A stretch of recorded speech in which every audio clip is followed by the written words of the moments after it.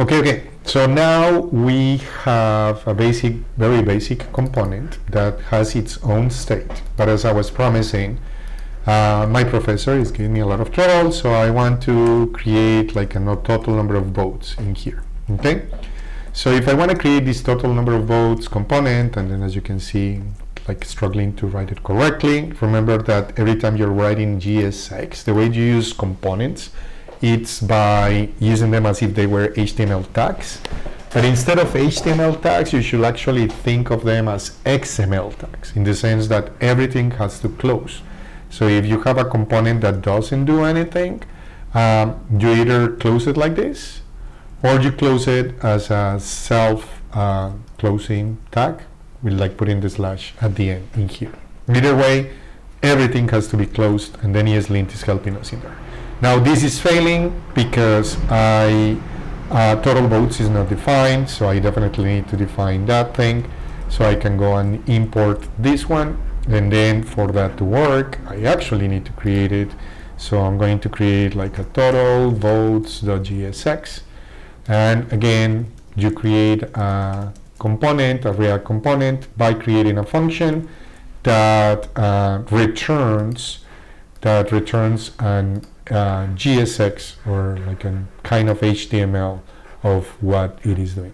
Okay, so I can make in here like this is the total votes, so I can go and say total votes, and then I am going to put in here like how many are the total votes that I have. In order for that to work, I need to receive that as a parameter, so this is going to work as a prop for this component. And you also define like default values for that, so you can define it like that, and then now you can see that we have that total votes in there. And if you want this to be like a little bit stronger, then you can put it like that. Okay, good. So now that I have done that, then I can close that one, and then I go back to my home page or index page component, and then in that index page, let's remove this thing that is taking too much space. So I have the total votes and this one, and if I change the total number of votes in here, and then I say that there is going to be like 32 or 23, then you can see that it is actually going to be rendered in there. Now the problem is that I actually wanted to be showing the actual value of the sum of these things, and the problem is that I don't have that value, because that value is actually inside the voting list. So what we need to do in that case is that the state should be owned, or the data should be owned, in my opinion, by the highest level component that needs the data. React also loves saying like the lowest common denominator that needs the data. So what happens is that if you come in here, in the React developer tools, for this to work in your Chrome, you have to have the React developer tools, which is a Chrome extension. But if you see that, then basically you can see that we have like an index page, and that index page has like a total votes component and a voting list component that contains all of these voters. Okay, actually I am going, since I created that voting list, let me go and say that I'm going to put the total votes inside this, so I don't have to leave the state twice. And then let's go and move these to be like candidates or something like that, and then just close this one. Then since I'm importing that in the other file now, so let me import that in here. So now in my voting list, I created an error. What's your problem? The total votes, you cannot find it. So basically, I guess it should be on the same folder, because we are in the voting list, and voting list, it's on the same level than total votes. Now, as I was saying, we do have this voter component, which, by the way, we should extract. I wonder if this thing works now. Let me find the refactoring here. And then let's say that I want to find this to a new file. good. So it did the importing in there, and that kind of works. Let me move that to be something like this, and I want it to be default export. So other than that, that works. Good, perfect. I'm happy that VS Code was able to do that easily. So now the problem is that I have this state on the voter. So as you see in here, again, we have the voting list, which has the total votes and the voter. And I have the state on the voter. But oh, look at that. You can see the state even here. So I want to send that one. I'm going to send that state to the voting list. And the way we can do that, it's just by copying this part in here. And I'm going to put that in here. And then since the voter needs that, so I'm going to pass what is the votes, and I'm also, which should start on 0, and then set votes, which is going to be the setter that I use for changing that. I don't need that anymore in here, so I'm going to move that in here. And VS Code has this bad habit of just putting the use, which by the way, it's an interesting new hook that I haven't been able to use successfully because it's for server-side rendering. Hopefully this semester we can use it. And then now we do have all of these components, and this stops working because set votes is not a function. And then the way we can get rid of that is that I can actually say this is going to get like what are my votes, and then the set votes is going to be like whatever is like this function. So when I do that, and like this example, because if I change this now, all of the components change at once, which is not exactly what we wanted, but it's kind of cool. So if we think about it, why is everything changing at the same time? Well, it is because we have a share state, and then remember, a React component re-renders if the state or the props change. So in this case, the state for the voter didn't change because we don't have a state anymore, okay? It is actually being changed because the props changed. So the parent component has the state of votes. We lifted the state up. You can find that in the tutorial for React as well. And all of them are sharing the same state. So if I want to have a state for each one of the candidates, then I do need to have like a more complex state. So one way that we can do that, we can say, like for instance, let's say that I have, like, let's start with a basic list of candidates. So candidates, initial candidates. And then these initial candidates is going to be a list like that. And I like what Copilot is suggesting in there. But I also wanted to have like votes of 0. And then I wonder why when it auto-completes, it doesn't read my mind and put it for everything. And I'm going to put the votes as an attribute of this. So this is an array of objects. And then I'm going to change this and then say I'm actually going to have a candidates and as my state. And the candidates is not going to be a number anymore. It's actually, I could go and say it's going to be like a list of elements as you see in here. But then I could just go and say, well, actually initialize it with my initial candidates. And then what I will do is that instead of putting something like this, right, I could go and say, oh, and again, I'm wondering why ESLint is not catching. Oh, it's ESLint again broken.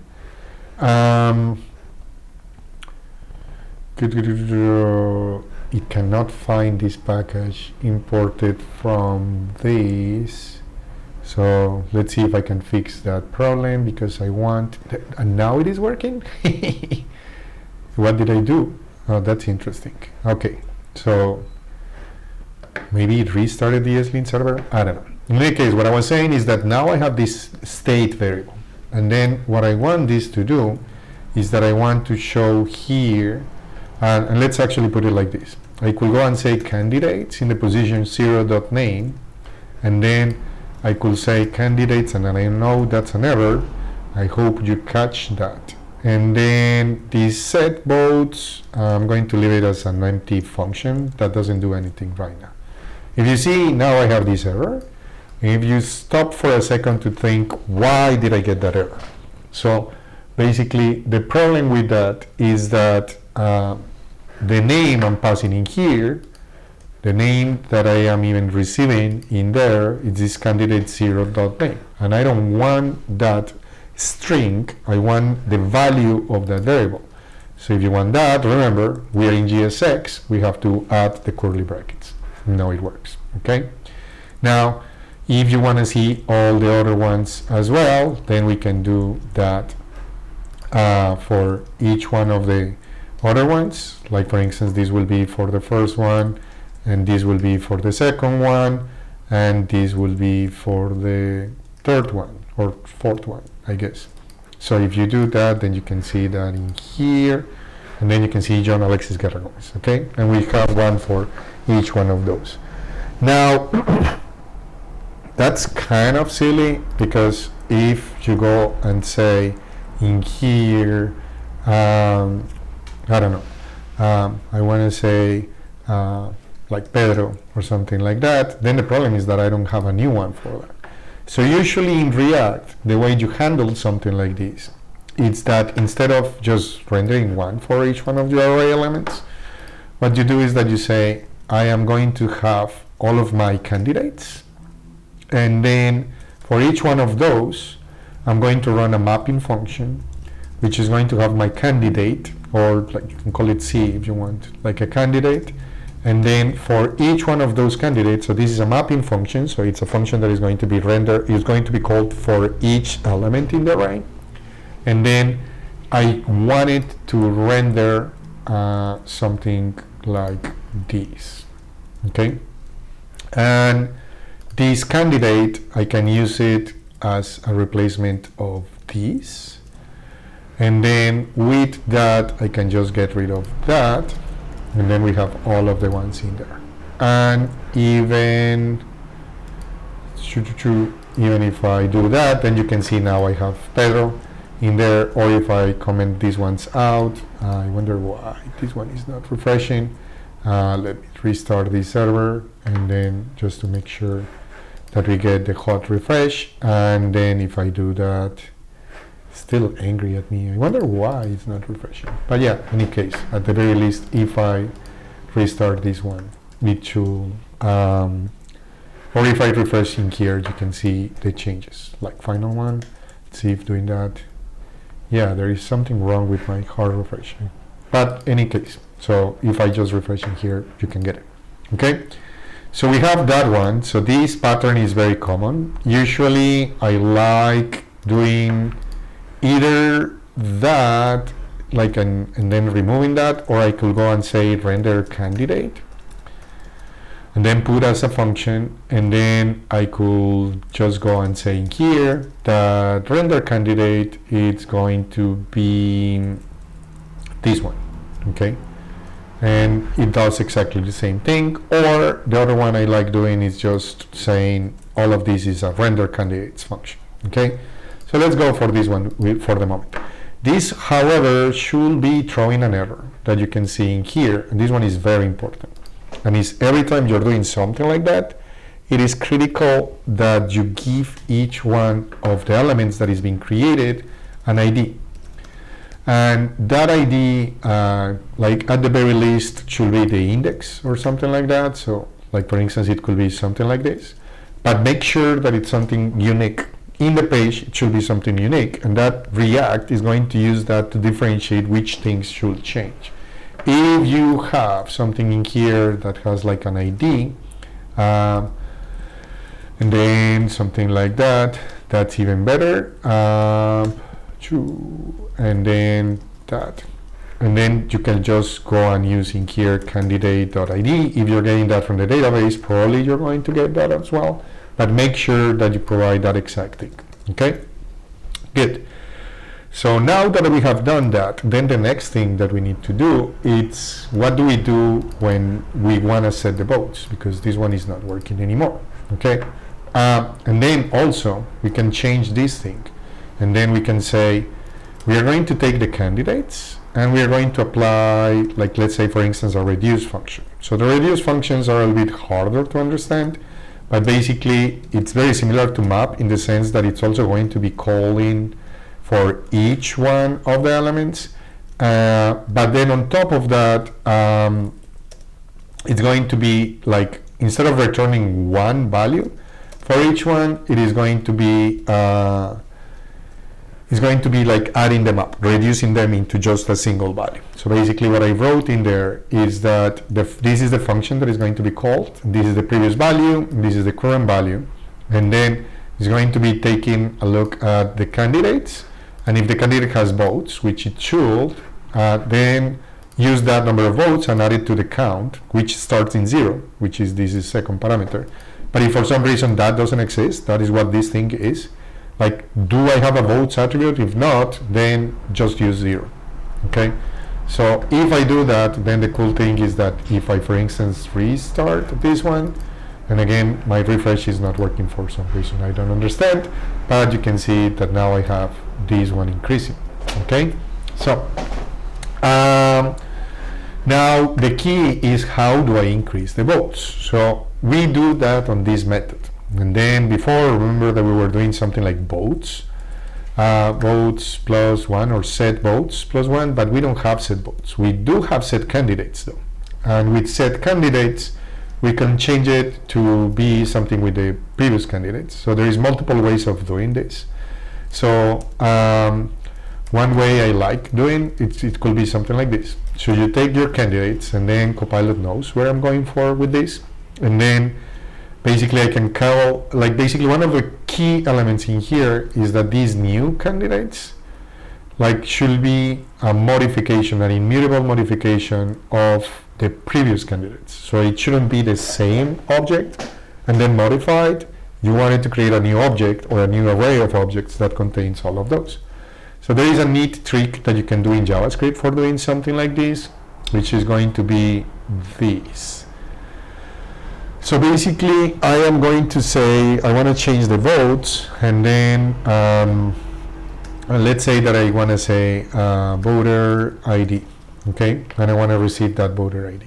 And then what I want to do is that if the candidate.id equals the voter.id, okay?